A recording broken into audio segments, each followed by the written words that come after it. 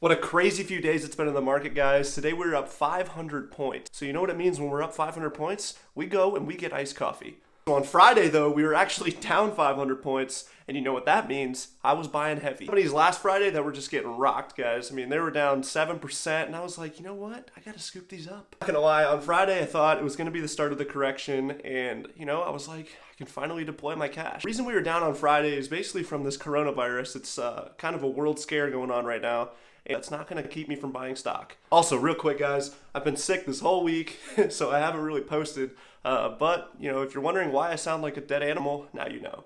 If you enjoyed the video, smash that like button down below. Subscribe for future videos. Let's get into some of the stocks I bought.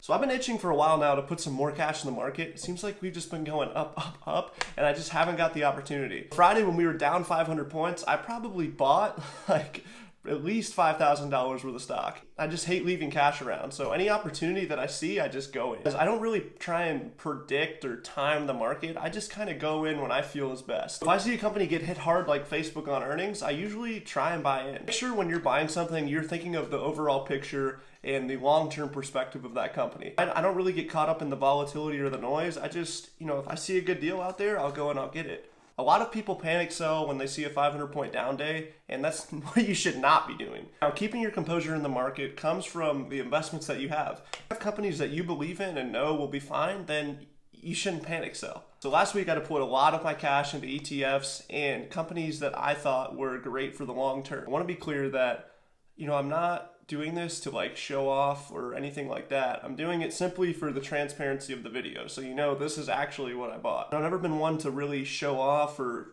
you know, show this type of stuff, especially online. But I'm doing it just for the sake of the video and being transparent. So one of the companies I bought pretty heavily was Facebook, and they ended up tanking on earnings even though they beat. But it wasn't good enough for Wall Street. So I ended up taking that as an opportunity to buy and get in the stock for the long term. I think with them owning Instagram, them having Facebook, and just their presence in the social media world, they'll be around for a long time and they'll continue to grow. I know you and I both know how powerful social media is, and I think that it's not going away anytime soon. Facebook's business model and the way they monetize specifically to each user. One of the big things with Facebook and Instagram is privacy concerns and them just going a little bit past what they should be doing. So if they can get that under control, then they should be just fine. So the next company I bought is going to be Wynn Resorts, and that's more of like a dividend play for me. So of where it sits right now, which is actually it came down a little bit. It's around $125 a share-ish. So Wynn's going to give you about a 3% dividend yield. And the reason it's down so much is because of this whole coronavirus. So I took that as an opportunity to kind of buy in and start my position. So 40% of their business comes from Macau, located in China, which right now is having that coronavirus scare, and that stops people from going out and especially going gambling. So Wynn Resorts has a lot of their business in China. So once these trade deals get sorted out and once the coronavirus gets taken care of, I think that we can see it continue to go up. And let's be honest, guys, the house always wins. The next company I bought that I didn't really get to get enough of before it just took off is Elf Beauty. And I actually got this idea from over at Jeremy's channel. He preached it probably a few months ago, and he ended up buying in a lot lower than me. It was a good play, and I really liked his thesis on how the company was bullish, and I decided to buy in as well. So, you know, if it runs to 20 a share, I'll probably be getting out just because it's run so far so quick. I mean, I might be up 30 or 40% within a few weeks. So what Elf is, it's a huge beauty company. They have a lot of growth in the future. The makeup industry is absolutely booming. Especially all of the makeup YouTubers and Instagram influencers that are promoting companies like Elf. I think the makeup industry is huge and there's so much room for market share. I mean, everyone's trying to grab their piece of the pie. And the thing is, there's so much money out there in the makeup industry, everyone can have a slice. Still pretty down from its all-time high. So in retrospect, it's still pretty low if you look at that price. In the big scheme of things, Elf actually does look cheap. If you're looking at it on a longer term chart. But like I said, for me, I was trying to build it into a bigger position, but it started taking off and I just couldn't get my money in time. So now I'm up around 23%, I think, after about 2 weeks. Up next, we have an ETF called SOXX.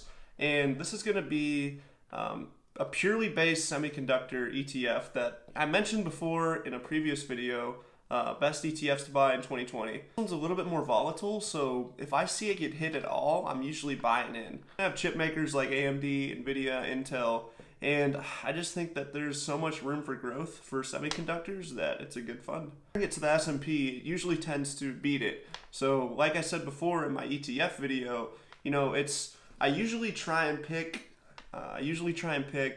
you know, either stocks or ETFs that are going to outperform the market. Another ETF that I've been buying recently is FTech, and this is one that you can literally buy whenever. You know, you can't really go wrong with it. And I tend to just dollar cost average in every month.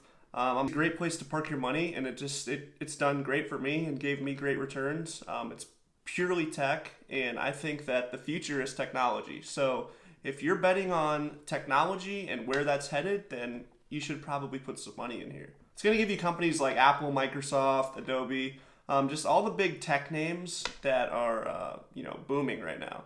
I had some feedback down below in the comments, and just to let you know, I read everything. So any feedback that you have, I really appreciate it, and I take it into consideration. So, and someone actually said you can't make investment decisions off of history.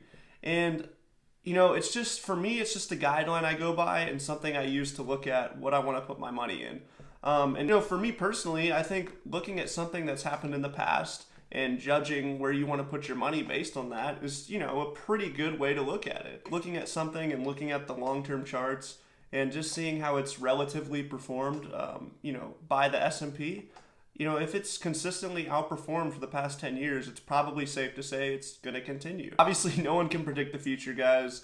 And if you're watching this and you can predict the future, please, you know, let me know in the comments, because I'd really like to invest my money with you. Just make sure you're doing your own research and you're coming to your own conclusions. Because, you know, when I watch people's videos, they always sometimes have an agenda, right? They might be trying to push you something for this reason, push you something for that. So just take their information and use it, and, you know, go to different places to get your information and collectively put it together to make your own decision. For me, you know, I'm not saying that these are the best investments. I'm not saying that this is the way you should do it. I'm just simply giving you what I've been buying, and yeah, just an idea of maybe what you can put your money in as well. So that's going to do it for this one, guys. Make sure to comment down below what you've been buying personally, if anything at all. Smash that like button, subscribe to the channel for future videos. Also, guys, I'll try and post more and more consistently. It was just hard this week because I got really sick, and yeah, I did not feel like recording at all. I hope you enjoyed the video, and until the next one, I'm out.